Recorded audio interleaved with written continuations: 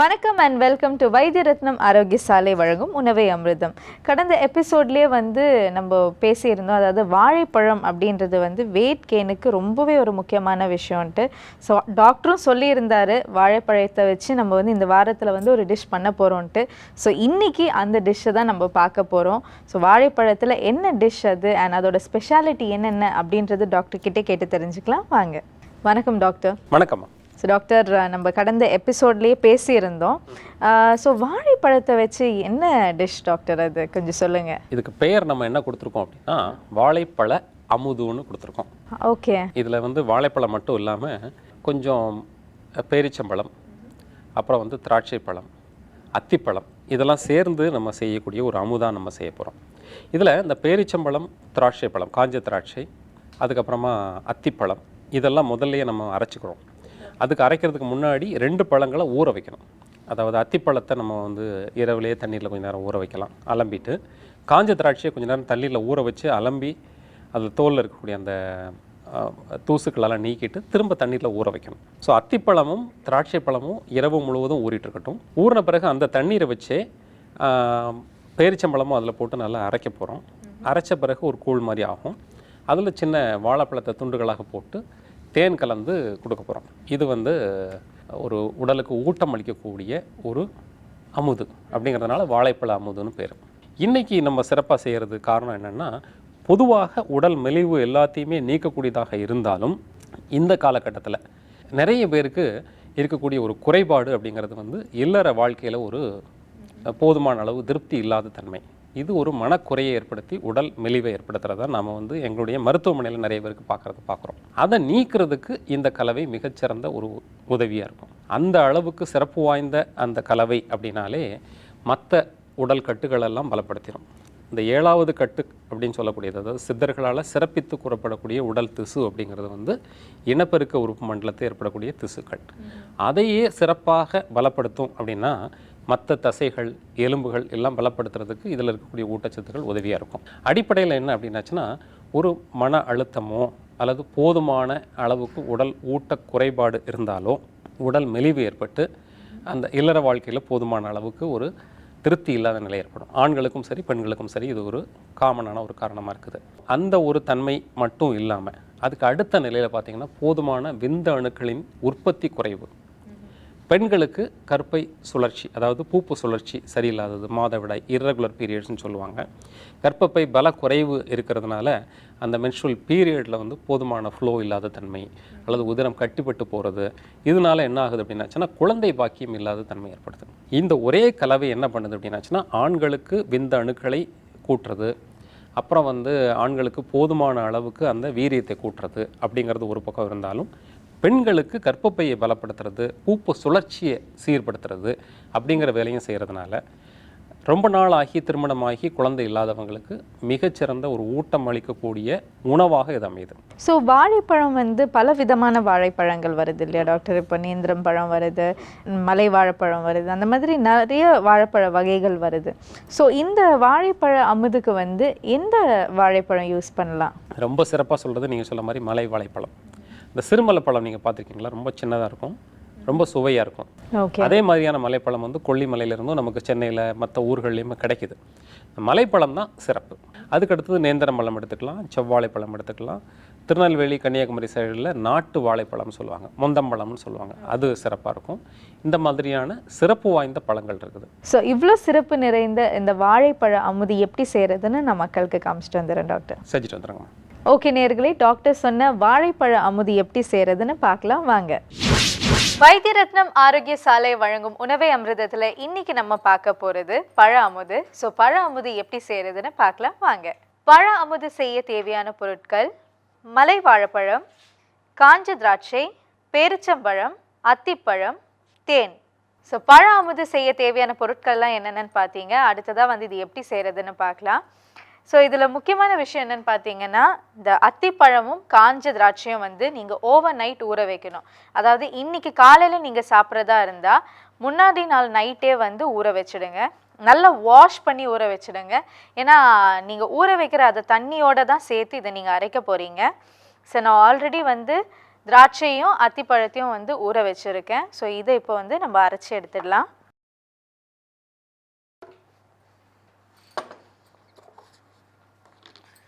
So முதல்ல நம்ம ஊற வச்ச இந்த திராட்சை,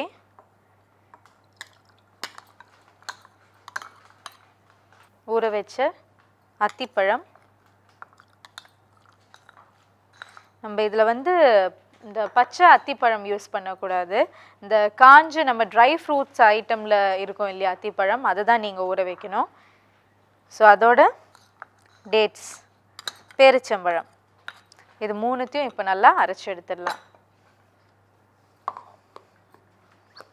ஸோ ஊற வச்ச காஞ்ச திராட்சையும் அத்திப்பழத்தையும் அதோடு சேர்த்து பேரிச்சம்பழத்தையும் இது நம்ம மிக்சி ஜாரில் போட்டிருக்கோம். ஸோ இது வந்து ஒரு பேஸ்ட் மாதிரி நம்ம அரைச்சி எடுத்துடலாம்.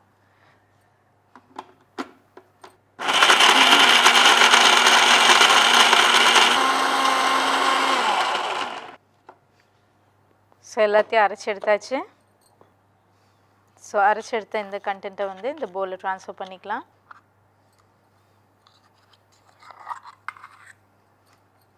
ஸோ இந்த பேஸ்ட் வந்து நல்லா ஸ்மூத்தாக வந்திருக்கு. ஸோ இதோட நம்ம வெட்டி வச்சிருக்க மலை வாழைப்பழத்தை ஆட் பண்ணலாம்.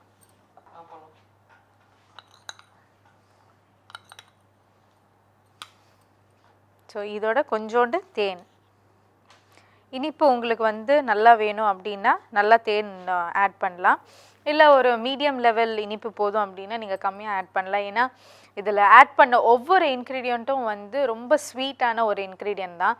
ஸோ எக்ஸ்ட்ரா ஸ்வீட் தேவையில்லை. பட் இருந்தாலும் இந்த அமுது அப்படின்னு இருக்கிறதுனால நம்ம தேன் ஆட் பண்ணுறோம்.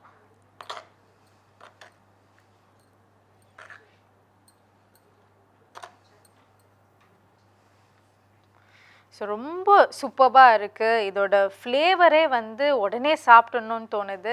ஸோ அவ்வளோ ரிச்சான ஒரு ஃபுட் இது. ஏன்னா வாழைப்பழம் சாப்பிட்டாலே வந்து வெயிட் கெயின் ஆகிடும்னு சொல்லுவாங்க.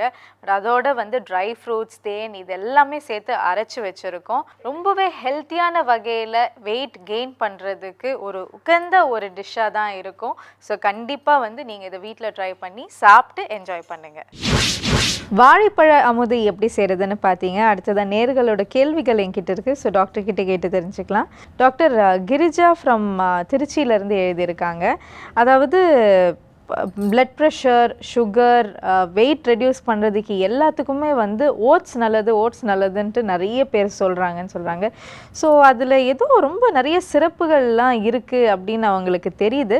பட் இருந்தாலும் நம்ம நிகழ்ச்சியில் வந்து இது வரைக்கும் ஓட்ஸை வச்சு எதுவுமே செஞ்சதில்லை அப்படின்ற ஒரு டவுட் இருக்குது. ஸோ ஓட்ஸ் நல்லது இல்லையா அப்படின்னு கேட்டு எழுதியிருக்காங்க டாக்டர். பொதுவாக நம்ம ஓட்ஸை வந்து நல்ல பொருளாக நம்ம பார்க்குறதில்ல. எப்படியோ எந்த விதத்தில் அப்படி வந்து ஓட்ஸ் வந்து பிரபலமாச்சு அப்படிங்கிறதும் நமக்கு தெரியல. யாரை பார்த்தாலும் ஓட்ஸ் கஞ்சி குடி, உங்களுக்கு யார் சொன்னா அப்படின்னு கேட்டாச்சுன்னா தெரியலங்க, நாங்கள் யாரோ இந்த பக்கத்தில். இந்த ஓட்ஸ் வந்து நல்லது இல்லை அப்படிங்கிறத நம்மளுடைய அனுபவ கருத்து, சும்மா வாயில் சொல்கிறது கிடையாது. எங்களுடைய மருத்துவமனைக்கு வரக்கூடிய நிறைய பேருக்கு ஏதாவது ஒரு பிரச்சனை இருந்தது அப்படின்னாச்சுன்னா அவங்களுக்கு அந்த ஓட்ஸை நீக்க சொல்கிறோம். அந்த பிரச்சனை சரியாக போயிடுது. சின்ன சின்ன பிரச்சனைகள், மூட்டு வலி இருக்குது, அல்லது கொஞ்சம் குடலில் பிரச்சனை இருக்குது, இது சொல்ல முடியாத வயிறில் ஒரு உபாதை இருக்குது, அப்போ ஓட்ஸை நீக்குங்க அப்படின்னு சொல்கிறோம், அவங்களுக்கு சரியாக போயிடுது. ஸோ ஓட்ஸில் இருக்கக்கூடிய ஏதோ ஒரு வேதிப்பொருள் உடம்புக்கு தீங்கு விளைவிக்கிறத நாங்கள் நம்புகிறோம். இது வந்து அனுபவ பதிவு. எங்ககிட்ட இதுக்கு எவிடன்சஸ்ஸு இந்த மாதிரி ரிசர்ச் பேப்பர்ஸ்லாம் கிடையாது. ஆனால் இன்டர்நெட்டில் போய் பார்த்தீங்கன்னா ஏராளமான ரிசர்ச் பேப்பர்ஸ் இருக்குது. இதை சாப்பிட்டிங்கன்னா ப்ரெஷர் குறையும், இதை சாப்பிட்டிங்கன்னா வெயிட் குறையும், இதை சாப்பிட்டிங்கன்னா சுகருக்கு நல்லது. எதுவும் உண்மை கிடையாது.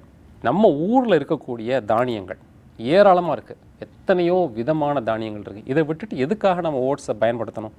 நம்ம ஊரில் விளையிறதில்ல. ஃபஸ்ட்டு நம்ம ஊரில் என்ன விளையுதோ அதுதான் நம்ம உடம்புக்கு நல்லதாக இருக்கும். பல ஊர்களில் ஆனால் அந்த ஓட்ஸுங்கிறது மிகப்பெரிய ஒரு பிரபலமான சிறந்த உணவாக பரப்பப்பட்டிருக்குது. அந்த அளவுக்கு அதில் ஒன்றும் சிறப்பு கிடையாது. அதை மாற்றிட்டு நம்ம ஊர் தானியங்கள் அப்படிங்கிறது உலகம் முழுவதுக்கும் இருக்கிறவங்க, எந்த ஊரில் இருக்கிறவங்களுக்கும் அது பயனுள்ளதாக இருக்குது. ஒரு கேழ்வரகு எடுத்துட்டாலும் சரி, அல்லது கம்பு, திணை, இதில் இல்லாத ஊட்டச்சத்துக்கள் எதுலேயுமே அது கிடையாது. அதுவும் போக அந்த ஓட்ஸை சாப்பிடும்போது உடம்பில் ஏற்படக்கூடிய சில மாறுபாடுகள்னால நாம் அது ஒரு உணவாகவே கருதுறது கிடையாது. உணவாக கருதுனது இல்லாதது எப்படி அமிர்தமாக மாறும்? அதனால் அதை நம்ம செய்ய மாட்டோம். அதை நாம் பரிந்துரைக்கவும் மாட்டோம். ஸோ அடுத்ததாக பாண்டியன் மதுரையிலேருந்து எழுதியிருக்காங்க. அவருக்கு வந்து தொப்பை கம்மி பண்ணுறதுக்காக ஏதாச்சும் வழிமுறைகள் இருக்கா? உணவு வகையிலேயே வந்து நம்ம ஏதாச்சும் சாப்பிட்டு கம்மி பண்ண முடியுமா, எக்ஸசைஸை தவிர்த்து அப்படின்னு கேட்டு எழுதியிருக்காரு டாக்டர். இப்போது இந்த உணவு வகைகளை முதல்ல எது சாப்பிடலாம் அப்படிங்கிறத விட அளவு குறைச்சி சாப்பிடணுங்கிறது முதல் முக்கியமான விஷயம். ஓகே. ரெண்டாவது அவர் கேட்டிருக்கிற அந்த வழிமுறைகள் அப்படிங்கிறபோது காலையில் வெறும் வயிற்றில் இஞ்சி சாறு சாப்பிட்றது. இந்த இஞ்சியை நல்லா தோல் நீக்கிட்டு சின்ன சின்ன துண்டாக வெட்டி நல்லா அரைச்சி கொஞ்ச நேரம் வச்சுருந்தோம்னா மாவு மாதிரி கீழே படியும். அதை எடுத்துகிட்டு மேலே உள்ள தெளிவு மாத்திரம் எடுத்து அது கூட சம அளவு தேன் கலந்து சாப்பிட்றது. அதை முதல் நாளில் 1 டீஸ்பூன், அதாவது 5 மில்லி அளவுக்கு அதே அளவுக்கு தேன் கலந்து காலையில் ஒரு விதத்தில் சாப்பிடணும். அது பழக்கமான பிறகு 2-3 நாள் போன பிறகு கொஞ்சம் கொஞ்சமாக அந்த இஞ்சி சாறினுடைய அளவை கூட்டிகிட்டே போகணும். இந்த இஞ்சி சாரோட அளவு எவ்வளோ கூட்டணும் அப்படின்னாச்சுன்னா உடம்பு தாங்குற அளவுக்கு ஒரு 30 மில்லியிலேருந்து 40 மில்லி அளவுக்கு, அதாவது 6லேருந்து 8 தேக்கரண்டி அளவுக்கு அந்த இஞ்சி சாறு அதே அளவுக்கு தேன் கலந்து காலையில் வெறும் வயிற்றில் சாப்பிடணும். இப்படி கொஞ்சம் கொஞ்சமாக அளவு கூட்டிகிட்டே போக போக அந்த வயிறினுடைய சுற்றளவு குறைஞ்சிக்கிட்டே வரும். அளந்துக்கலாம், டேப் வச்சு அளந்து பார்த்துக்கிட்டு அது குறைஞ்சி இயல்பு நிலைக்கு வந்ததுக்கப்புறம் படிப்படியாக அந்த அளவு இஞ்சி சாரை குறைச்சிக்கிட்டே வந்து நிறுத்துறது அப்படிங்கிறது ஒரு வழிமுறை. இது சித்தர்கள் சொன்ன முறை தான். இந்த முறைப்படி செஞ்சால் அந்த வயிற்றினுடைய அளவு குறையும். ரெண்டாவது சீரகம் அந்த பெயர்லேயே இருக்குது. அகத்தினை சீராக்கக்கூடியது சீரகம். இந்த சீரகத்தை 3லேருந்து 6 ஸ்பூன் அளவுக்கு தண்ணீரில் போட்டு கொதிக்க வைக்கணும். ஒரு 1 லிட்டர் தண்ணீரில் 6 ஸ்பூன் சீரகத்தை போட்டு நல்லா கொதிக்க வச்சு அதை அப்பப்போ கஷாயம் மாதிரி குடிச்சிக்கிட்டே வந்தாச்சுன்னா காலையிலேருந்து ஒரு 3 மணி நேரத்துக்குள்ளே ஒரு 50 மில்லி கொஞ்சம் கொஞ்சம் தண்ணி தாகம் எடுக்கும்போதோ அல்லது வெறும் வயிற்றுலையோ அதை குடிச்சிட்டு வந்தாங்க அப்படின்னாச்சுன்னா அந்த வயிறு குறையிறதுக்கு உதவியாக இருக்கும். சீரகத்துக்கு பதிலாக சோம்பு, பெருஞ்சீரகத்தையும் பயன்படுத்திக்கலாம்.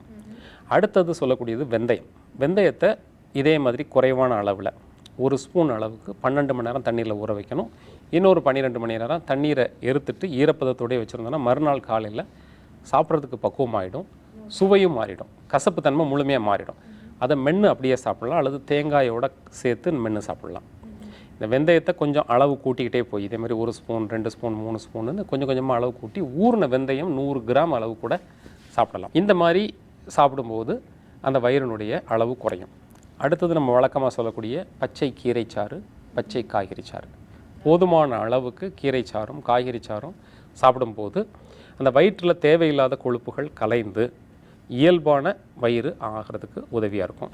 அதே மாதிரி சின்ன சின்ன யோக பயிற்சி முறைகளும் உதவியாக இருக்கும். இதெல்லாம் தினசரி முறைப்படி செய்துட்டு வந்தாங்கன்னா அந்த வயிறு வந்து அளவு குறைஞ்சு இயல்பு நிலைக்கு வர்றதுக்கு வாய்ப்பு அதிகமாக இருக்கும். வயிறு பார்க்குறதுக்கு அசிங்கமாக இருக்கிறது மட்டும் இல்லாமல் பல நோய்களை பின்னால் இழுத்துட்டு வந்துடும். அதெல்லாம் நீக்கிறதுக்கு உதவியாகிறது இந்த ஆசனங்களும் இந்த விதமான உணவுகளும் உதவியாக இருக்கும். Thank you so much doctor. நாளைக்கு நம்ம தொடர்ந்து நிகழ்ச்சியில் பேசலாம். நன்றிம்மா. ஓகே நேயர்களே, இன்றைக்கி நம்ம நிகழ்ச்சியில் வாழைப்பழ அமுதை பற்றி தான் பார்த்தோம். நாளைக்கும் இதே மாதிரியான ஒரு இன்ட்ரெஸ்டிங்கான ஃபுட்டு தான் உங்களுக்காக காத்துட்ருக்கு. ஸோ தொடர்ந்து நிகழ்ச்சியை பாருங்கள். Until then, it's bye from உணவே அமிர்தம் டீம்.